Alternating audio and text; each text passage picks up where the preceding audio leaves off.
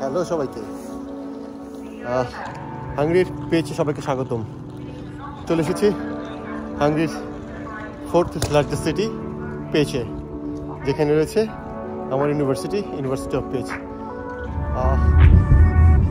বরাবরের মতোই নতুন জায়গায় এসে আমি প্রথমে পাবলিক ট্রান্সপোর্ট ব্যবহার করি না, তাই পেচে রেল স্টেশনে নামার পরেই বোল্ট অ্যাপ ডাউনলোড করে বোল্টের মাধ্যমে একটি কার হায়ার করে নিয়ে এসেছে, যা দিয়েই আমি মূলত এখন পৌঁছে যাব আমার ডরমেটরিতে। কি অদ্ভুত জীবন!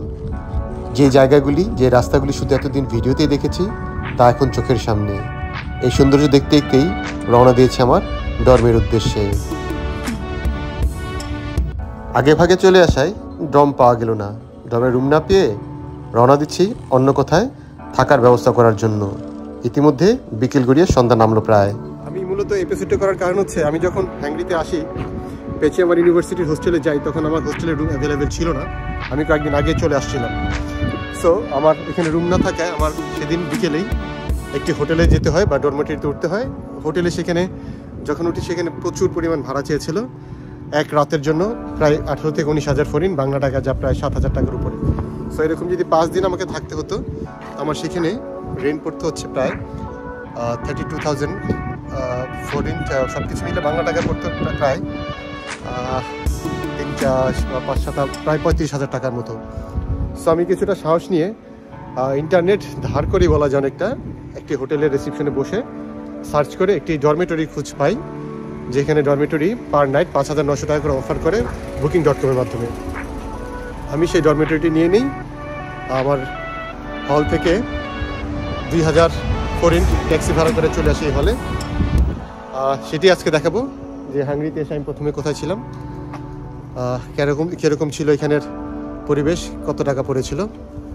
চলুন আপনাদেরকে দেখাই। পেচের এই জায়গাটিকে ওরা বলে সেন্টার, কারণ আমার পিছনেই আছে পেচের বিখ্যাত কাজী কাসিম পাশা মস্ক, বা যেটাকে ওরা সিনিয়া স্কোয়ার বলে সেটি। তো আমি যেখানে অনলাইনে খোঁজ করে এই জায়গাটি পাই, আমি এখানে ডাটা না থাকে, ইন্টারনেট না থাকে, বুকিং না দিয়ে চলে আসছিলাম এই ডরমেটরিতে, যেটির নাম হচ্ছে সেন্টারাম হোস্টেল। সেন্টারাম হোস্টেলে এসে আমি যে সবচেয়ে বড় প্রবলেমটি ফেস করি, প্রথমেই দেখুন এটি লক করা থাকে। এই গেটটি লক থাকে, খোলার মতো কেউ থাকে না। ফোন নাম্বার দেওয়া আছে, কিন্তু আমার সিম কার্ড কেনা হয়নি, ফোন দেওয়ার কোনো সুযোগ নেই। আর এইখানে দেওয়া থাকে লক কোড, যা যতক্ষণ আপনি অনলাইনে বুকিং না করবেন ততক্ষণ আপনি পাবেন না। সো ফোনে নেট নাই, সিম নাই, কল করার মধ্যে কেউ নাই। আমি ঠিক এই পাশের রাস্তাতে একজন ভদ্রমহিলা এবং একজন ভদ্রপুরুষকে দেখতে পাই হাঙ্গেরিয়ান। তাদেরকে জিজ্ঞেস করেই আমি এই নাম্বারে ফোন দিতে রিকোয়েস্ট করা, তারা ফোন দিয়ে একজন ছেলেকে ডাক দিয়ে নিয়ে আসেন, যিনি ইন্ডিয়ান। ওই ছেলেকে দেখা মাত্রই আমি এই रूमटी खुजे भाई।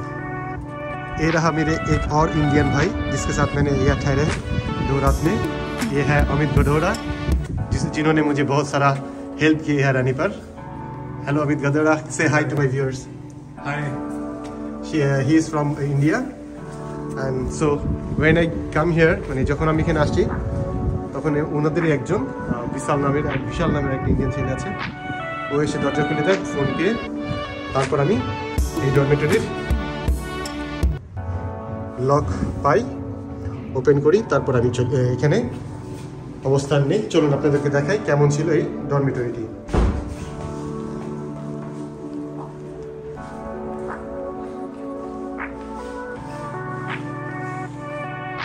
এটি হচ্ছে রিসেপশন, যেখানে এই ডরমেটরি রিসেপশন যে আছে মার্ক এখানে বসে সব কাগজপত্র করে, সব রেডি করে। কিন্তু আমি যখন উঠি তখন মার্ক ছিল না।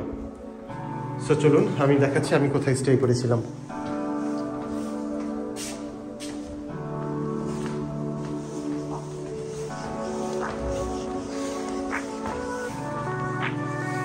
সিঁড়ি দিয়ে 2 তলা উঠতে হবে। ওঠার মধ্যে সিঁড়িঘরের কিছু শিল্পকর্ম দেখা যাবে, চিত্রকল্প, যেখানে কাজ করা হয়েছে চোখ নিয়ে, বিভিন্ন ধরনের মানুষের চোখ নিয়ে।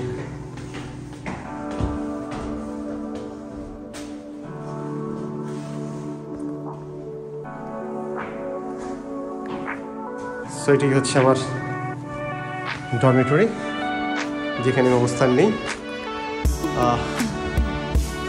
প্রথমে রুম দেখাচ্ছি আপনাদেরকে, কোন রুমে কেমন রুমে আমি ছিলাম। এখানে হিটার আছে, 24 আওয়ার্স ওপেন থাকে। সুতরাং হাঙ্গরিতে ঠান্ডা বাইরে যতই হোক, ঘরের ভিতরে গরম থাকে। এটি দেওয়া ছিল ক্যাবিনেট, যার যার পার্সোনাল ইউজের জন্য। আর এই হচ্ছে আমার ডরমেটর, যেখানে আমি প্রথম 3 দিন অবস্থান করেছিলাম। এটি ছিল আমার বেড। এই রুমে 8টি বেড থাকলেও মজার ব্যাপার হচ্ছে আমি এখানে একাই ছিলাম, কোনো গেস্ট না থাকায় নিজের মতো করে ইউজ করেছি। আর ভাড়াও কম পড়েছিল, মাত্র 5000 ফরেন করে পার নাইট আমার এখানে থাকতে হয়েছে। সস্তায় পেয়েছি, যেরকম মান সেই রকমই দাম এখানের। আমার রুম থেকে জানলা দিয়েই সব স্থাপনা দেখা যায়।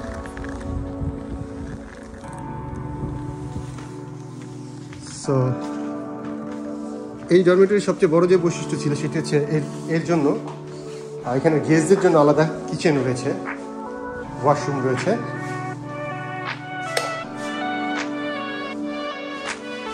শ্যাম্পু, সাবান জেল সব কিছু ফ্রি ছিল এখানে। শুধু টুথপেস্ট ছিল না, সেটা আমাকে কিনতে হয়েছিল।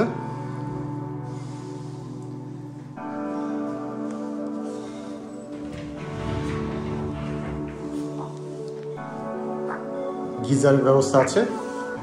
সুতরাং ইউরোপে ঠান্ডা যতই থাকুক বাইরে, ভিতরে গরম হওয়ার জন্য সব ব্যবস্থাই করা আছে।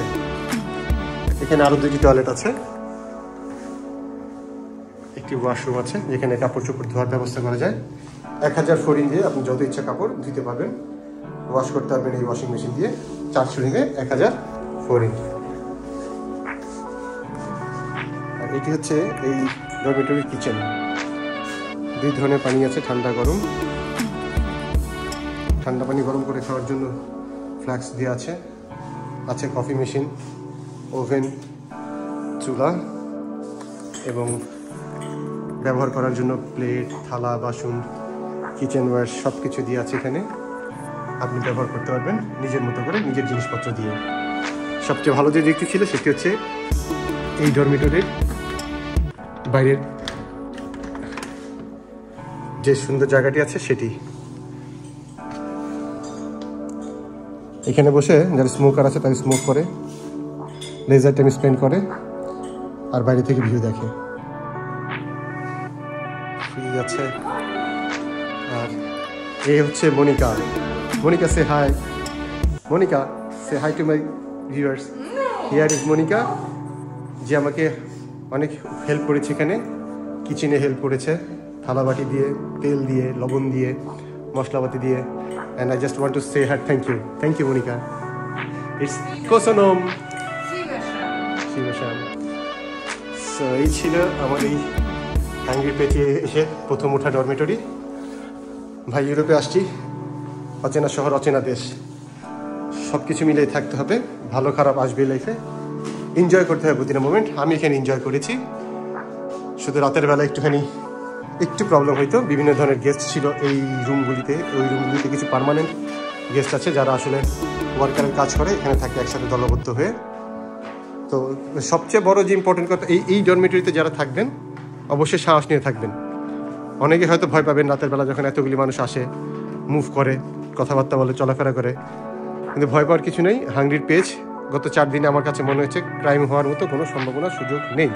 সুতরাং নিশ্চিন্তে থাকতে পারেন, শুধু মনে একটু সাহস রাখবেন। বিদায় নিচ্ছি এই পর্ব থেকে, এই ডরমেটরি থেকে। সকালবেলা কিছুক্ষণ আগে আমি যে আমার ইউনিভার্সিটির যে ডরমেটরি রয়েছে, শান্ত ডরমেটরিতে আমি আমার রুমটি কনফার্ম করে এসেছি। সেখানে উঠবো এখন। এখান থেকে চলে যাচ্ছি সরাসরি আমার হলে, আমার ডরমেটরিতে, শান্ত ডরমেটরিতে। আপনাদেরকে দেখানোর মূল উদ্দেশ্যই হচ্ছে ইউরোপে আসতে সবসময় মেন্টালি প্রিপারেশন নিয়ে আসবেন। যে কোনো পরিস্থিতিতে, যে কোনো সিচুয়েশনে আপনাকে পড়তে হতে পারে, এবং সেই সিচুয়েশন ফেস করার মতো সাহস এবং বিচক্ষণতা আপনার থাকতে হবে। একটি জিনিস মাথায় রাখবেন, এই শহরগুলি, এই দেশগুলি খুবই নিরাপদ। ক্রাইম হওয়ার সম্ভাবনা খুবই কম, যদি আপনি গায়ে পড়ে কোনো ক্রাইম করতে না চান। নিজে ভালো থাকার চেষ্টা করবেন, দেখবেন সব কিছু ভালোভাবে চলবে। নিরাপত্তা এখানে সর্বদা বলবৎ থাকে। ধন্যবাদ এই পর্যন্ত সাথে থাকার জন্য। সাথে থাকবেন, দেশকে ভালোবাসুন, দেশের জন্য কিছু করুন। আল্লাহ হাফেজ।